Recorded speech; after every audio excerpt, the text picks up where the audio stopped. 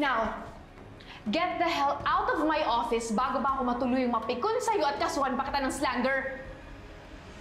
Kung wala kang kinuha, eh ano to?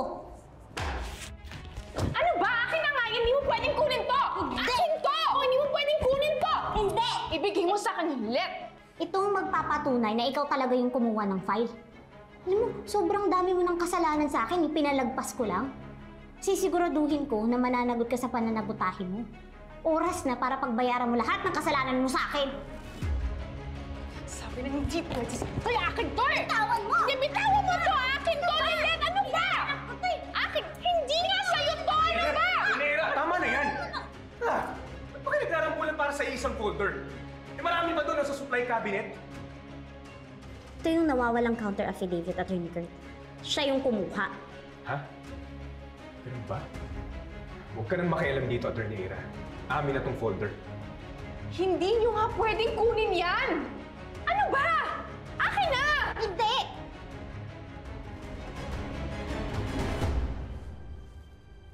Will someone please explain to me what's going on? Nakita ko po kasi ito sa desk ni Attorney Ira eh. Ito po yung nawawalang counter affidavit. Hindi po kami nakapag-submit kasi sa kagagawan niya eh. What? Tama ba yung narinig ko? Hindi mo na ipasa yung counter affidavit ng kliyente natin? Opo, kasi kinuha niya po ito sa mga gamit ko. Follow me. We'll go to Attorney Mer's office to sort this out.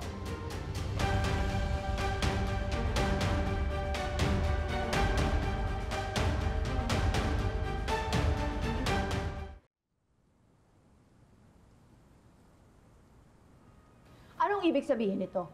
Anong klaseng kapalpakan na naman ang ginawa mo, Lilet?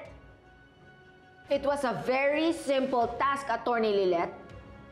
At hindi mo magawa dahil sa kapalpakan mo. Because of that, ang daming consequences sa ating firm.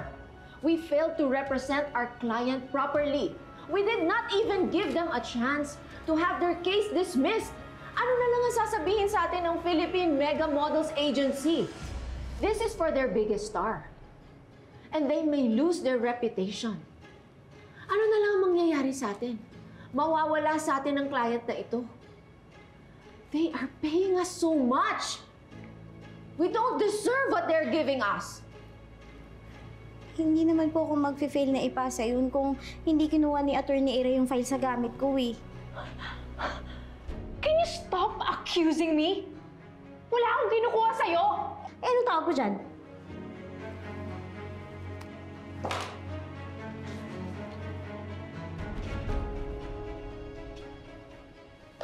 This contract is not even signed. Contract? Nasa Calagos pa yung client. Bukas pa yung dating niya, kaya bukas pa masasign. Sorry, Matty. So now you believe me? Bintang ka kasi ng bintang, wala ka namang ebidensya!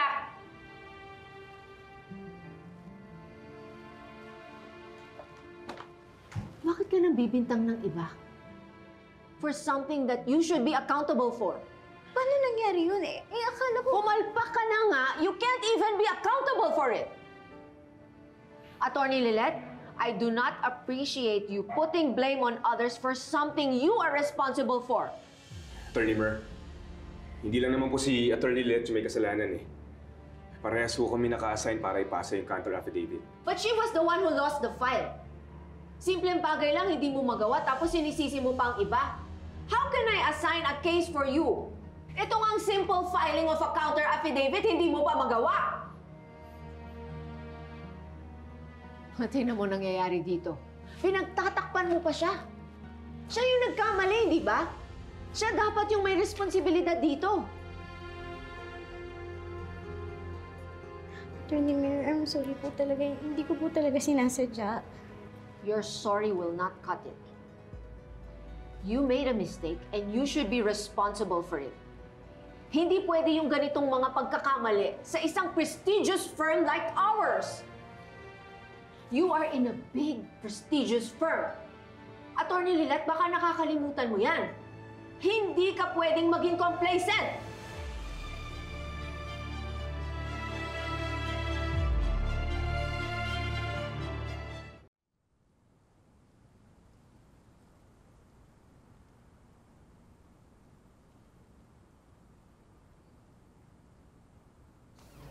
Nak, gutom ka na?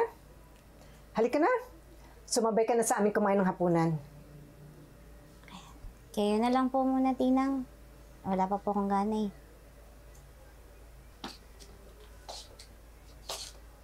Nararamdaman ko may problema ka.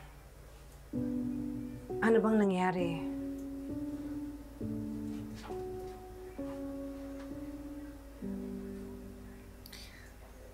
Unfair lang po kasi, Tinang eh.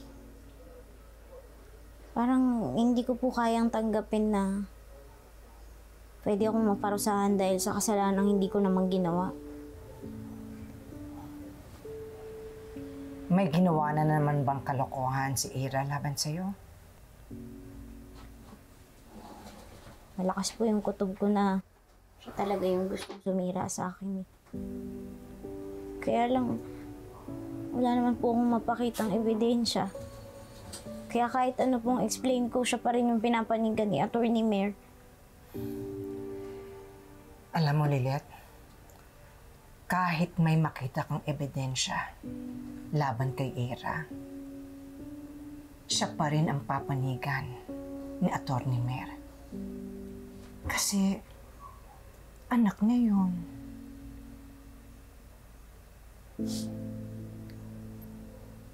Unfair lang po kasi. Akala ko po, pag naging abogado na ako, magiging masaya ako at fulfilled. Yung excited po ako lagi pumasok kasi masaya ako dun sa ginagawa ko. Sa rutinang, simula pa nung naging head ng Keystone si Attorney Mayor, hindi na po ako nakakaramdam ng ganong excitement pagpapasok ko sa office. Kasi unhealthy na po yung working environment. Toxic na po. Ganyan na pala nararamdaman mo. Toxic na pala dun sa opisina mo. Ano nang balak mo ngayon? Ano nang gagawin mo?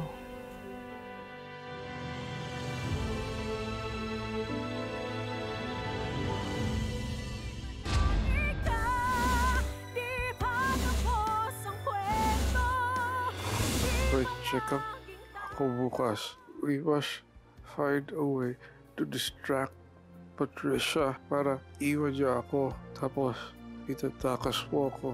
That's a very risky plan, Ramir. It's a risk I'm willing to take. Ano nangyari kay Ramir? Nasaan na siya? Mabuti pa, ma'am, itawag natin sa security. Sige, bilis! Nagde-deliberate sila sa kung anong magiging sanction ko sa nagawa kong pagkakamali. So what kind of example are we trying to set here? Dahil sa balita pagkakamali, we're going to remove our star lawyer? Yes, for the sake of Keystone's integrity, Na I ano, recommend... you're recommending that we remove Attorney Matias from this firm? Hindi ko na kasi hintayin yung magiging resulta ng meeting nila eh. Anong ibig mo sabihin?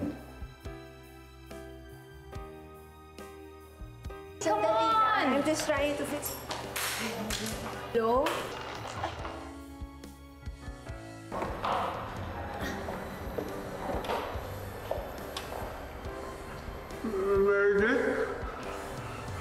Ramir?